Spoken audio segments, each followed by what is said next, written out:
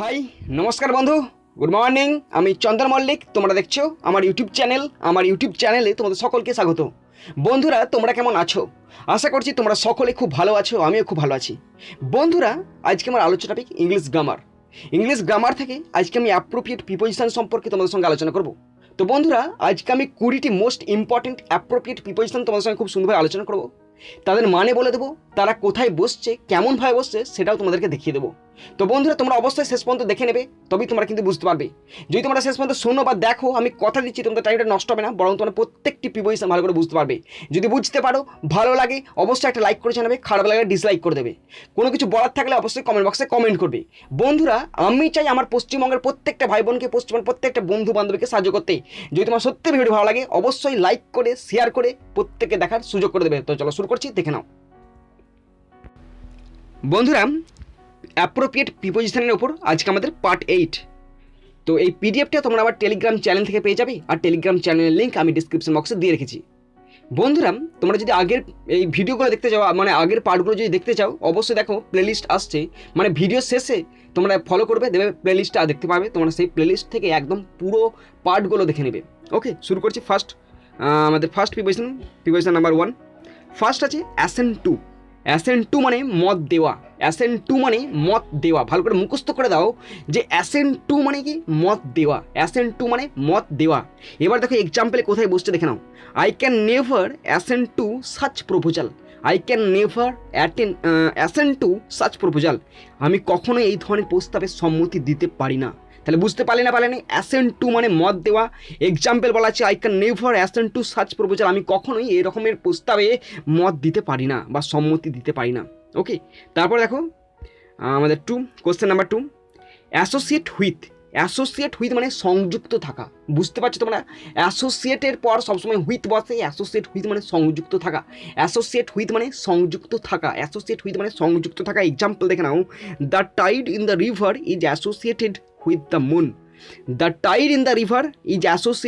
The moon. নদীর জোয়ার চাঁদের সঙ্গে সম্পর্কযুক্ত। অ্যাসোসিয়েট হুইথ মানে কি? সম্পর্কযুক্ত বা সংযুক্ত। তাহলে the tide in the river is associated with the moon. নদীর জোয়ার চাঁদের সঙ্গে সংযুক্ত বা সম্পর্কযুক্ত। নেক্সট, অ্যাসিওর অফ মানে নিশ্চিত করা বা হওয়া। অ্যাসিওরের পর সবসময় অফ বসে। অ্যাসিওর অফ মানে নিশ্চিত করা বা হওয়া। Example, he is assured of his success. তিনি বা সে তার সাফল্যের ব্যাপারে নিশ্চিত। ওকে, অ্যাসিওর অফ মানে কি? নিশ্চিত করা বা হওয়া। Example, he is assured of his success. তিনি তার সাফল্যের ব্যাপারে একদম নিশ্চিত। নেক্সট 4, অ্যাস্টনিশের পর সবসময় অ্যাট বসে। অ্যাট মানে বিস্মিত হওয়া। Example, we were astonished at the news. Astonished at মানে বিস্মিত হওয়া, we were astonished at the news. খবরে আমরা হতবাক হয়ে গেলাম। অ্যাস্টনিশের পর সবসময় অ্যাট বসে। অ্যাট মানে বিস্মিত হওয়া। নেক্সট 5, অ্যাটাচ টু মানে সংযুক্ত করা। মানে আমরা বলি না যে এই পেপারটার সঙ্গে ওই পেপারটা সংযোগ করে দাও, সংযুক্ত পিন আপ করে দাও, আমরা ট্যাবেল করে দিই। তাহলে অ্যাটাচ টু মানে কি? সংযুক্ত করা। মানে দেখো, attach a label to each book. প্রত্যেকটা বইয়ের সঙ্গে একটি লেবেল যুক্ত করে দাও। Okay, attach a label to each book. প্রত্যেকটা বইয়ের সাথে একটি করে লেবেল সংযুক্ত করো। অ্যাটাচ টু মানে সংযুক্ত করা। নেক্সট প্রিপোজিশন 6, অ্যাটাক অন মানে আক্রমণ। এক্সাম্পল দেখো, the enemy launched an attack on them. শত্রুরা তাদের উপর আক্রমণ চালিয়েছিল। অ্যাটাক অন মানে আক্রমণ। The enemy launched an attack on them. শত্রুরা তাদের উপর আক্রমণ চালিয়েছিল। বুঝতে পারলে না? তারপরেই আছে দেখো অ্যাটাক হুইথ মানে আক্রমণ। কিসে আক্রমণ? দেখো, রোগে আক্রান্ত হচ্ছে এমন। অ্যাটাক হুইথ মানে রোগে আক্রমণ হচ্ছে এমন। He is attacked with chicken pox. সে চিকেন পক্সে আক্রান্ত। অ্যাটাক হুইথ মানে আক্রান্ত, রোগে আক্রান্ত বা আক্রমণ করেছে। He is attacked with chicken pox. সে চিকেন পক্সে আক্রান্ত। নেক্সট 8, অ্যাটেন্ড টু মানে মনোযোগ দেওয়া। আমরা বলি না যে কোনো কাজে অ্যাটেনশন দাও। অ্যাটেনশনটা নাউন ফর্ম, এখানে attend verb form. Attend two মানে মনোযোগ দেওয়া।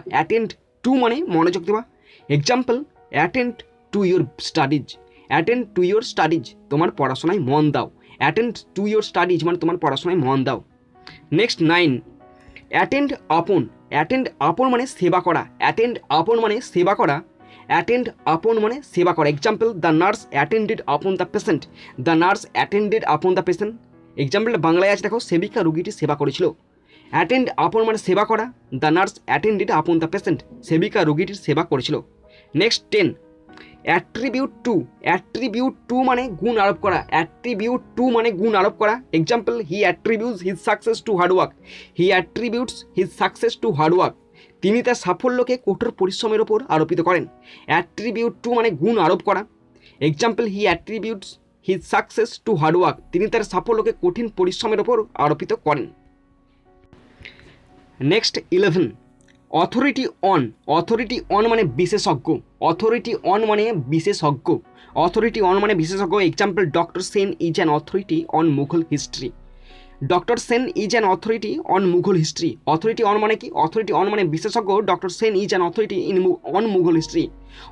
অথরিটি অন মানে বিশেষজ্ঞ। Example, doctor Sen is an authority on Mughal history. Doctor Sen Mughal ইতিহাসের ওপর বিশেষজ্ঞ। বুঝতে পারলে? অথরিটি অন মানে বিশেষজ্ঞ। Next 12, authority over. Authority over মানে কর্তৃত্ব করা বা কর্তৃত্ব থাকা। অথরিটি ওভার মানে কর্তৃত্ব থাকা।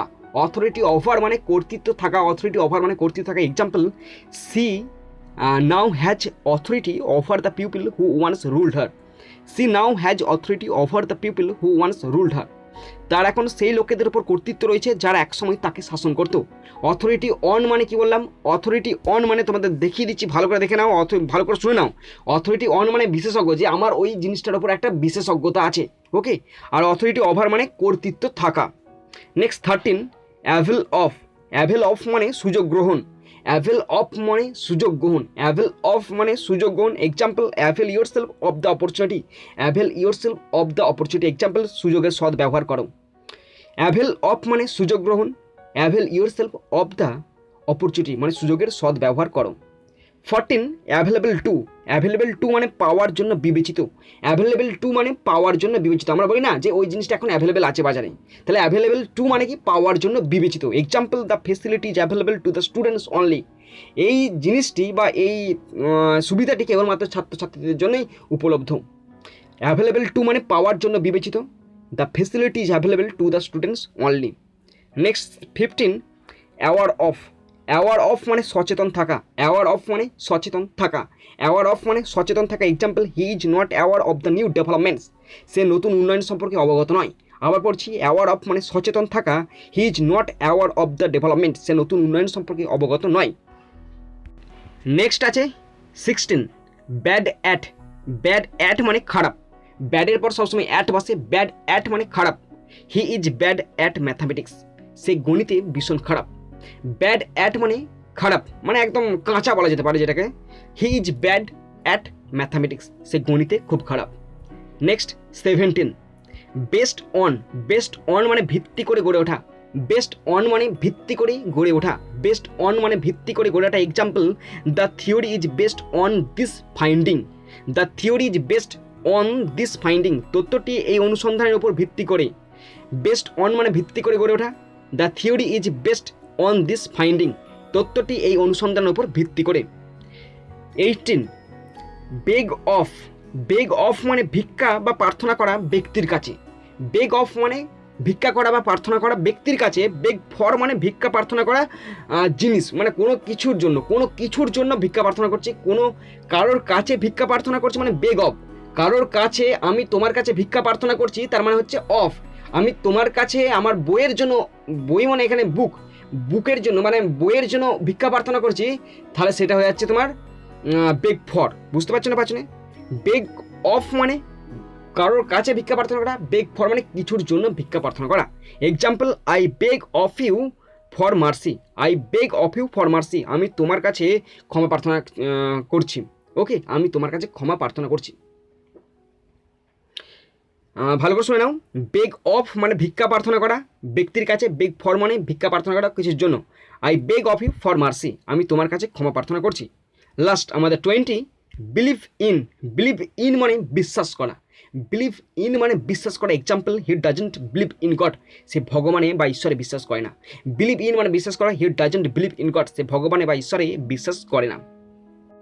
বন্ধুরা আমি এই প্রিপোজিশনগুলো শ্রদ্ধেয় স্যার এম.এন. সিনহা রচিত একটি গ্রামার বই থেকে নিয়েছি, তোমাদের সঙ্গে শেয়ার করছি। তো বন্ধুরা দেখো নিচেতে আমার ইমেল আইডি দেওয়া আছে, তোমরা আমার সঙ্গে কন্ট্যাক্ট করতে পারো। তো বন্ধুরা তোমরা যেটা শেষ পর্যন্ত দেখলে তোমাদের সকলকে আমি ধন্যবাদ জানাই। তো বন্ধুরা এখানেই শেষ করলাম ভিডিওটি। সুন্দর থাকবে, সুস্থ থাকবে, টেক কেয়ার, থ্যাংক ইউ, জয় হিন্দ, বন্দে মাতরম।